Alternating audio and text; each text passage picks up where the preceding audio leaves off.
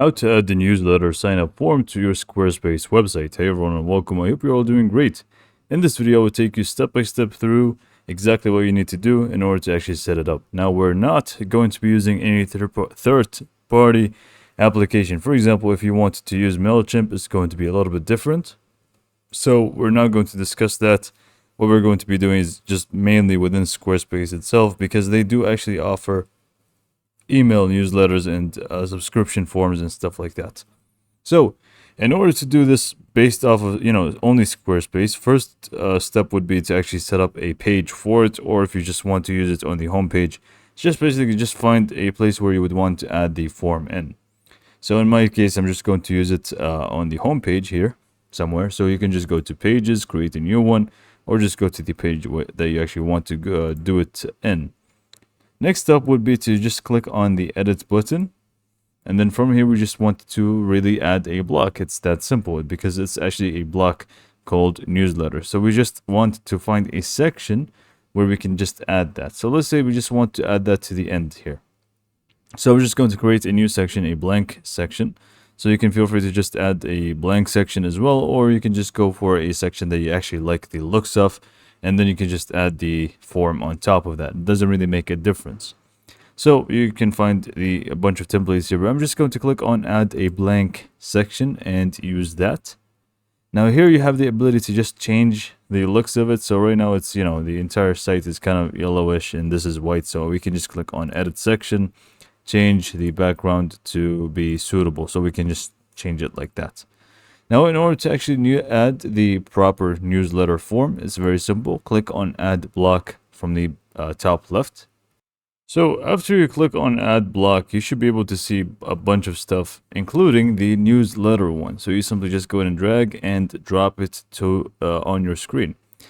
So what we can actually do after, you can actually see that it is pretty much working. Now we have subscribe, sign up with your email address to receive news and updates. We can obviously change everything that you see on the screen right now.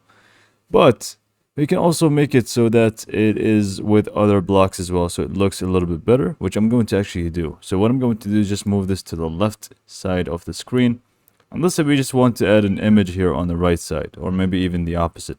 So we can just go ahead and move this to the right, for example, and click on add block one more time. And now let's just go and grab an image, add it on the left side here, upload file, or actually let's just go ahead and use some of the images from the library.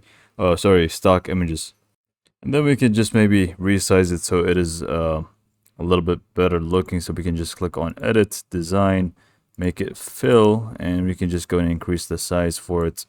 So, you're a better designer than me. I'm pretty sure of that because I really suck at designing. But you get the idea. You can really do a lot of stuff. Or maybe even just change the background image and make this in the center. But let's just stick to having an image on the left side and whatnot, even though it doesn't look that great right now.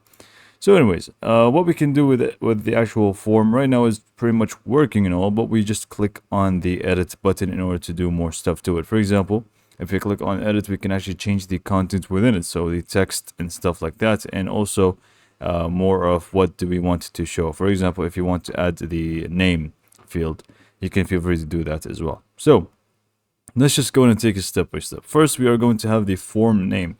So this is going to be more of for organization purposes. So you can actually know yourself which form this one is.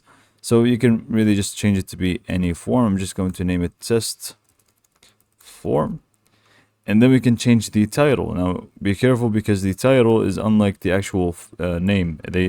Whatever you type in here is going to actually reflect on what you see on the screen. So if you can see we have subscribe here, we can just change it to join. So you get the idea. So it's actually going to be changing right away for you.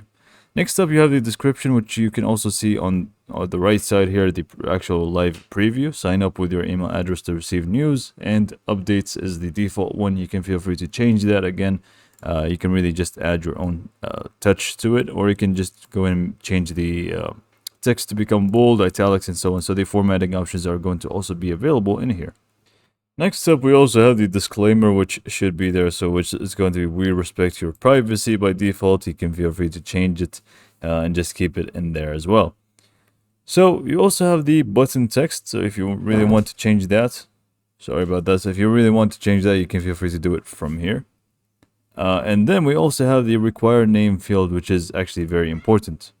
It is important because if you want to have the names as a field, you can just go ahead and tick this on, and it's just going to reflect here. You can actually see we have first name, last name, email address. So it's actually going to be a little bit different now. And then lastly, we have the post submit basically message. So it's going to be either a message or redirect. If it's a message, it's just going to, after you click on sign up and they add the first name, last name, email, they click on sign up. This entire thing is just going to turn into a big thank you. Not really a big thank you, it's just going to turn into a thank you or whatever you actually want it to be. Again, you can feel free to really customize this to be whatever you want. Or you can even just go ahead and turn it into a redirect. So you can just go ahead and click on attach link. And this is going to give you the ability to just link it to really anywhere else if you want to. So feel free to just add the URL in here, or if you want to redirect them to another page, just go ahead and select the other page, and that's going to be how it works. I'm just going to leave it as a message and leave it as thank you for the time being. So next up, we are done with the content, and before we jump into design, right now we can actually see that it is stacked. If things have been different a little bit, so if we just move this to the make it a little bit wider, so you can actually see that they're a little bit floaty. So it does actually change depending on where you place it and how you actually want it to be. Now, by default, it's going to be on float. It's not going to be stacked on top of each other, and it's going to really be really depending on the width of the actual block itself. For example, if we don't have an image here on the left side and we make this full width, it's going to be a little bit different, as you can see. But let's just go and take it back so we have an image, because it looks better this way. So again, we can just click on edit and move on to the design aspect to it. In here, we can actually change a few things like the layout, whether we want it to be stack or float. Now, even if you had it on full width and select stack, it's just going to be one on top of each other. It's not really going to be any different. I'm just going to keep it as float. And then we can also change the alignment of it. So whether you want it to be centralized on the left or on the right. Now, if you want to give this entire thing a background, which I'm going to do, just go ahead and turn this on, and then you can just feel free to even change the background color. So you can feel free to do that as well. Let's just go and stick to the white background. I think that looks best right now. You also have a few things like, the stroke. If you want to add a stroke around it, you can just feel free to add that and even change the color for the stroke. You can even do more things like the thickness of it and stuff. And if you want to change the corner radius, you can just go and increase this. So by default, it's going to be square-ish, but you can just make it more circular if you want by just increasing this number. You also have more things like padding, blend mode if you have a picture behind it, and also blur for also if you have a background image.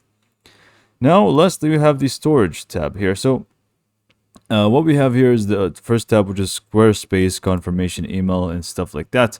Just go and click on that, and then you'd want to click on the first option to set up the email subscribers. But we can just go and add to mailing list. If you want to add to a specific one, you can feel free to do so, but you obviously would need to have a pre-existing mailing list that you have created, which you can do from the settings. And then you also have the verification. So you have the send confirmation email if you want, which is going to be double opt-in, which I recommend that you do have it so you can prevent spam. And you also have the enable Google reCAPTCHA, which is just going to be also for the same purpose, and it's just going to help you with that. The other thing here, if you want to connect a different storage option like Google Drive, Zapier, or MailChimp, you can just feel free to do it from here if you need to. But I think this is going to be enough using the main one that we have right now, and we are pretty much good to go. So this is pretty much all you need to do in order to create your mailing list for your subscribers, for your mail list. There you go. The sign up form for your mail list. It's going to be that simple. It's actually very easy. So hopefully you found this video to be informative and helpful, and thanks for watching.